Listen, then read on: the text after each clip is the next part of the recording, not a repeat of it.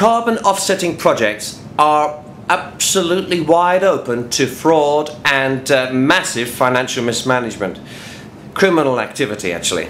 And the reason is simple. Large amounts of money involved and very difficult to verify the purpose for which that money is actually being used. Let's take, for example, an organization that wants to buy a big carbon credit of, let's say, a power station that's using carbon capture technology. So here's the deal.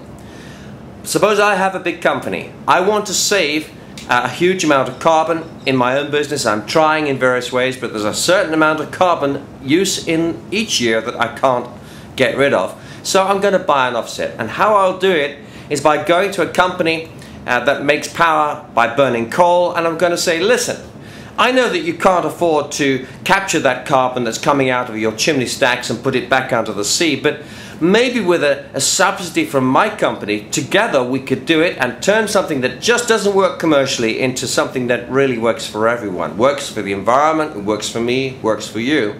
So I'm going to put some millions of dollars a year into this process. You're going to then build this carbon capture technology around your chimneys, and you're then going to pipe this carbon dioxide that's been extracted from the waste gases and pump it back under the ocean, back into that same gas field that you were using before. That sounds great.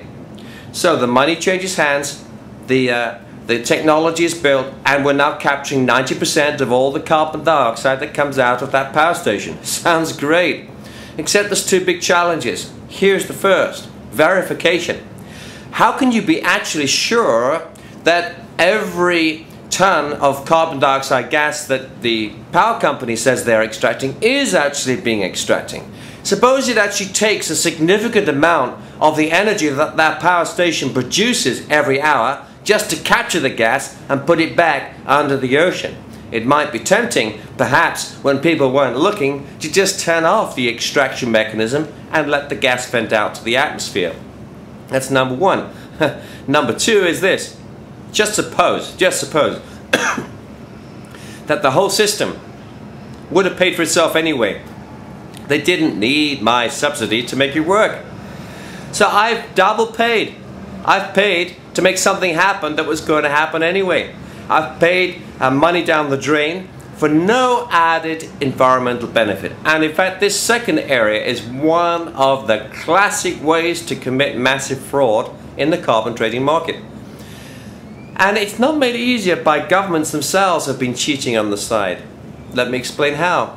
You see, the whole thing was based on being able to produce a starting level for carbon dioxide emissions. So you might have a country like the UK saying, well, we produce so many billions of tons of carbon dioxide a year. That's what's going on at the moment.